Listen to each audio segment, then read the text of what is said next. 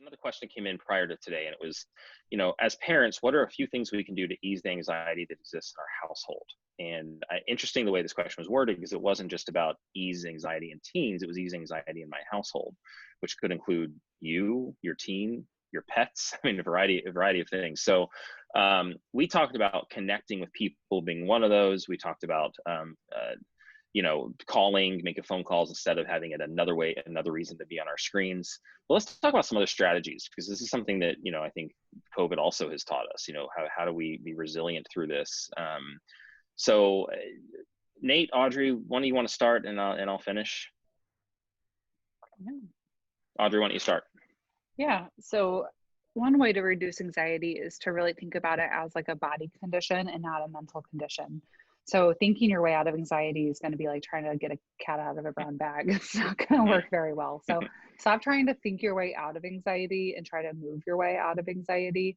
So thinking about it as a body. So what would you do to your body to reduce the anxiety in yourself so you could role model that to your kids? And so would that be, everything from a bath to a long shower to I'm loving skincare right now. Like just skincare is like a nice little routine I've added because I'm home more. So is that, just being more thoughtful as you're brushing your teeth because that's physical? Is it nourishing yourself with more food or more water? Is it walking outside and playing with your dog? So think about anxiety as a physical issue, not a mental issue.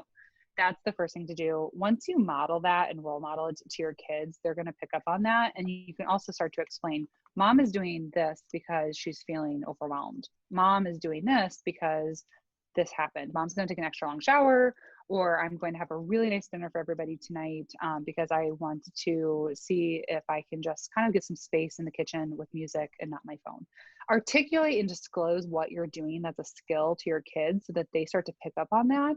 So that when your self-care is maybe cooking, or your self-care is maybe reading a book or vacuuming or gardening, and doing that quietly and privately, your kids will learn how to then also self-regulate their own sense of boredom or their own free time because they're going to see you doing it in your own way. And then disclosing that. So I say, put your oxygen mask on yourself first, take care of your body, disclose what you're doing to educate your kid through role modeling, verbally and physically role modeling, and really making this a body problem and not a brain problem. Because those who come to me with anxiety and they try to talk themselves out of it, they over rationalize it, they judge themselves, they get mad at themselves. Why can't I just do this? Why can't I just do that? So get out of your head and get into your body is what they say. But really, anxiety is a physical issue. I can't really say that enough. And maybe, hearing that might get your wheels spinning to be like, oh, right. Instead of sitting and perseverating on my anxiety, maybe I need to do something in my body, and letting my body kind of heal that anxiety is going to get you a quicker response and reward than you would just trying to talk yourself out of it. That makes a lot of sense for sure. Nate, do you want to take any part of that one? Yeah. I mean, Audrey just killed it. So I think there's not much I would add. There's only one thing that kind of, I think she started hinting at it near the end that I would say, because I have dealt with anxiety a lot. And the only, the one lesson that was beyond what she has said is don't fight it. With emotions and feelings and whatever, it can be really easy to go, well, how do I stop being anxious right now? And just asking those questions, like she said, don't overthink things, don't be in your head about it, be physical, go out. But just understanding that emotions and things like anxiety happen, and that's okay. And it's not something to run and escape from, because sometimes just trying to rush it out of your head can just make the problem bigger. Yeah, that makes a lot of sense. I think in my house, we sort of split these into categories. So I agree with everything you guys just said. We kind of made a list of how do we manage our anxiety as us as parents, about the unknown, about our kids getting sick, about, any number of things, how we do that for our kids. And actually we took an extra step how we do that for our pets, because they're important parts of our house as well. And I think we've learned that our pets actually enjoyed some of their own free time when we're not in the house so much, even though they like having us around. I think they also like their independence. So for us, everything you guys said is true. I will say we've also tried to intentionally avoid excessive exposure to media coverage. Obviously, we have a responsibility to know what's going on for ourselves, for our community, for our kids, for our families.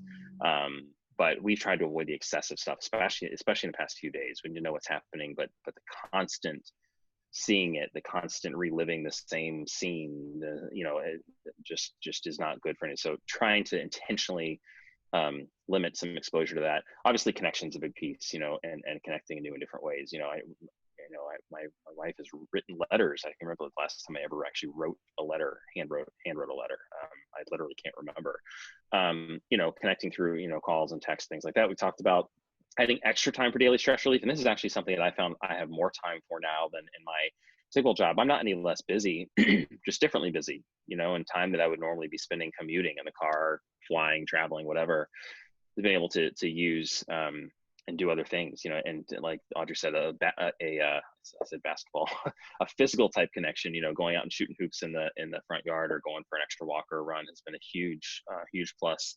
And then obviously to practice self-care. I think for our kids, again, limiting any sort of exposure, reassuring them that they're safe. My daughter has a question. I'm going to write about this later today. My 8-year-old always asks the question, is it okay? Is it okay? And usually we answer that. She's looking for a yes. So we can reassure her, is it okay the birds don't want to build a house in our birdhouse? Is it okay that the dog went out there? Oh no, the dog's all muddy. Is it okay? And we're like, yeah, but their questions are asking right now where the answer is no. Some things we're seeing are not okay. And it's really difficult to do that. But I think it's important to reassure that they're safe, and to let them talk about their worries. And as Audrey said before, I think it was Audrey, that let them see us coping with things that we're anxious, and let them see us do that through ways that don't involve a glass of wine, and then obviously for us to create a structure that was actually easier during remote learning than it is now. But just making sure that we're creating a structure. So I think there's a couple things. And the other thing, and this came up in a previous session. I don't know which one of us said this. If it was one of the three of us, Audrey or I, but I think it was a good one. It's focus on controlling whatever we can control. There's a lot of things that we could worry about that we just have no control over. If we focus on just the things we can control, then we're going to be in a much healthier position. So I think that's something to think about as well.